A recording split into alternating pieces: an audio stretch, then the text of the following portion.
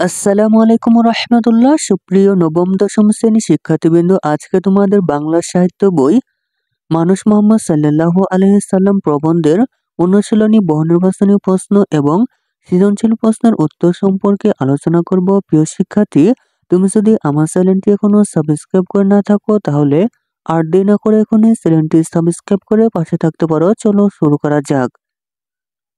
পৃষ্ঠা ৭১, বহুনির্বাচনী প্রশ্ন। ১ নম্বর প্রশ্ন হচ্ছে, সত্য প্রতিষ্ঠার ক্ষেত্রে হযরত মুহাম্মদ সাল্লাল্লাহু আলাইহি ওয়াসাল্লাম কাদের কাছে উপসাহিত হয়েছিলেন? উত্তর হচ্ছে গ. পৌত্তলিকদের।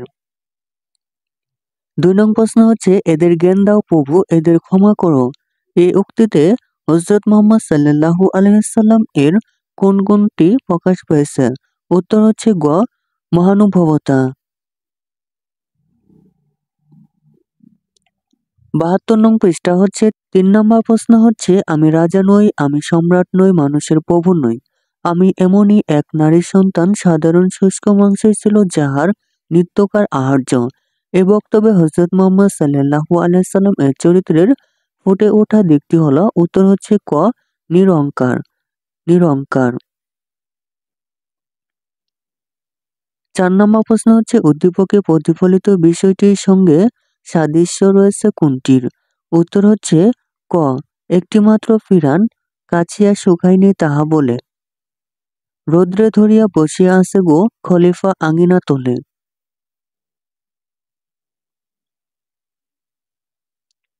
সৃজনশীল প্রশ্ন। হযরত নূহ আলাইহিস সালাম ধর্ম ও ন্যায়ের পথে চলার জন্য সকলের প্রতি আহ্বান জানান। এতে মাত্র ৪০ জন মানুষ সাড়া দেয়। বাকিরা সবাই তার বিরোধিতা শুরু করে নানা অত্যাচারে তাকে অতিষ্ঠ করে তোলে। এই মাত্রা সহানুভূতি হলে তিনি এক পর্যায়ে অত্যাচারের বিরুদ্ধে আল্লাহর কাছে ফরিয়াদ জানান। আল্লাহর হুকুমে তখন এমন বন্যা হয় যে ওই ৪০ জন বাদে সকল অত্যাচারী ধ্বংস হয়ে যায়। ক নং প্রশ্ন হচ্ছে, হযরত মুহাম্মদ সাল্লাল্লাহু আলাইহি সাল্লাম কোন বংশে জন্মগ্রহণ করেন? ক নং প্রশ্ন হচ্ছে, সুমহান প্রতিশোধ বলতে কি বোঝায়? গ নং প্রশ্ন হচ্ছে, হযরত নূহ আলাইহিস সালাম যে দিক দিয়ে হযরত মুহাম্মদ সাল্লাল্লাহু আলাইহি সাল্লাম থেকে ভিন্ন তা ব্যাখ্যা করো। গ নং প্রশ্ন হচ্ছে, হযরত নূহ আলাইহিস সালাম এর চরিত্রে কি ধরনের পরিবর্তন আনলে হযরত মুহাম্মদ সাল্লাল্লাহু আলাইহি সাল্লাম এর একটি বিশেষ গুণ তার মধ্যে ফুটে উঠত? তোমার উত্তরের পক্ষে যুক্তি দাও। প্রিয় শিক্ষার্থী, সৃজনশীল প্রশ্নের উত্তরগুলো তোমাদের দেখাচ্ছি, তা তোমরা দেখতে পারো। ক নং প্রশ্নের উত্তর হচ্ছে, হযরত মুহাম্মদ সাল্লাল্লাহু আলাইহি সাল্লাম কুরাইশ বংশে জন্মগ্রহণ করেন। খ নং প্রশ্নের উত্তর হচ্ছে, সুমহান প্রতিশোধ বলতে লেখক অন্যায়, অত্যাচার, জুলুম, নিপীড়নের জবাবে ভালো ব্যবহার ও মনুষ্যত্বের আদর্শ প্রতিষ্ঠার কথা বুঝিয়েছেন। মুহাম্মদ সাল্লাল্লাহু আলাইহি সাল্লাম মানবতার জন্য কল্যাণ প্রতিষ্ঠা করলেও বারবার তিনি বৈরিতার মুখোমুখি হয়েছিলেন। পৌত্তলিকের প্রস্তঘাতে তিনি আহত হয়েছিলেন। ৭০ বছরে তায়েফে গমন করলে শত্রুর নিক্ষিপ্ত পাথরের আঘাতে রক্তাক্ত হয়েছিলেন।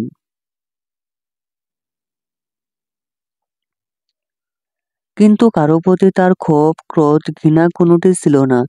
জয়ীর আসনে বসার পর তিনি তাদের বিরুদ্ধে কোনো প্রতিশোধ গ্রহণ করেননি। তার ভেতরকার বিরাট মনুষ্যত্ববোধের কারণেই এই সুমহান প্রতিশোধ নেওয়া সম্ভব হয়েছিল। গ নং প্রশ্নের উত্তর, হযরত নূহ আলাইহিস সালাম অত্যাচারের বিরুদ্ধে আল্লাহর কাছে ফরিয়াদ করলেও মুহাম্মদ সাল্লাল্লাহু আলাইহি সাল্লাম অত্যাচারের বিরুদ্ধে কোনো অভিযোগ করেননি এবং তাদের ক্ষমা করে দিয়েছিলেন।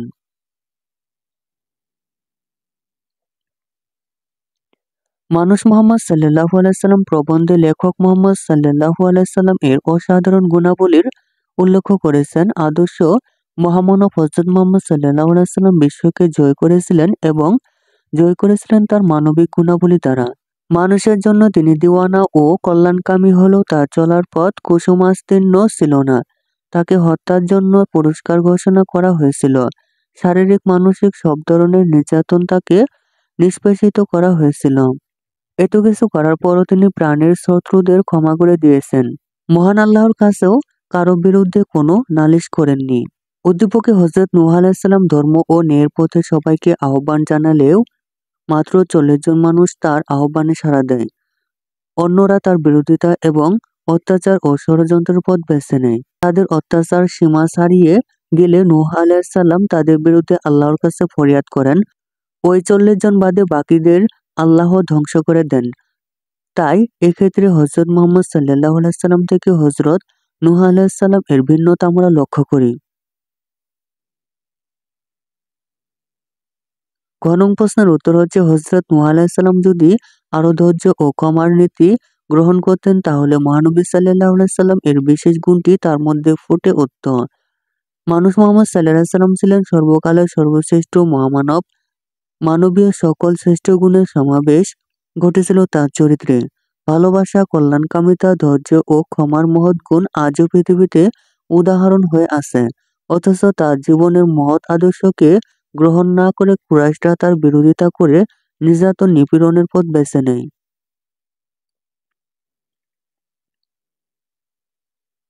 পাথরের আঘাতে তাকে বারবার রক্তাক্ত করা হয়।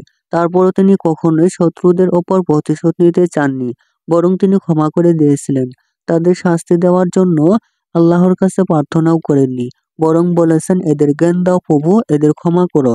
অধিপক্ষ হযরত নূহ আলাইহিস সালাম তার সম্প্রদায়কে ধর্ম ও ন্যায়ের পথে আহ্বান জানিয়েছিলেন, কিন্তু মাত্র 40 জন মানুষ তার আহ্বানে সাড়া দেয়।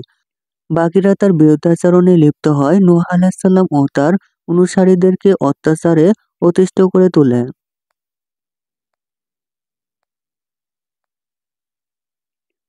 তাদের অত্যাচারের মাত্রা সীমা ছাড়িয়ে গেলে তিনি আল্লাহর কাছে ফরিয়াদ করেন এবং তাদের বিরুদ্ধে ব্যবস্থা নেওয়ার জন্য। আল্লাহ তখন মহাপ্লাবন দিয়ে অত্যাচারীদের ডুবিয়ে মারেন। মানুষ মুহাম্মদ সাল্লাল্লাহু আলাইহি সাল্লাম প্রবন্ধে আমরা লক্ষ্য করি, মহানবী সাল্লাল্লাহু আলাইহি সাল্লাম সীমাহীন নির্যাতন ও কষ্ট ভোগ করার পরও তিনি কাফেরদের মোকাবেলার ব্যবস্থা নেওয়ার জন্য আল্লাহর কাছে কোনো ফরিয়াদ বা প্রার্থনা করেননি। তিনি সবসময় মনে করতেন যারা তার উপর অন্যায় করেছে তারা না বুঝে করেছে। তিনি তাদের ওপর কোনরূপ প্রতিশোধের চিন্তা কখনোই করেননি। তিনি মনে করতেন অবাধ্যদের সৎপথে আনার চূড়ান্ত চেষ্টা চালানোই তার কাজ। তিনি সবকিছু বিচার করতেন মানবিক বিবেচনায়। প্রতিশোধ গ্রহণের স্পৃহা তার ভেতর কখনোই কাজ করেনি। মনুষ্যত্বের সর্বোচ্চ বিকাশ ঘটেছিল তার চরিত্রে। তাই উদ্দীপকে বর্ণিত নূহ আলাইহিস সালাম এর মধ্যে যদি ক্ষমা ও ধৈর্যের গুণটি আরো বেশি প্রকাশ পেত, তবে মহানবী সাল্লাল্লাহু আলাইহি সাল্লাম এর চরিত্রের মতো তা তার মধ্যে ফুটে উঠত। প্রিয় শিক্ষার্থী, এই ছিল তোমাদের মানুষ মুহাম্মদ সাল্লাল্লাহু আলাইহি সাল্লাম এর প্রবন্ধের সৃজনশীল প্রশ্নের উত্তর। প্রিয় শিক্ষার্থী, ধারাবাহিকভাবে ভিডিও পেতে চ্যানেলটি এখনই সাবস্ক্রাইব করে রাখতে পারো। ধন্যবাদ।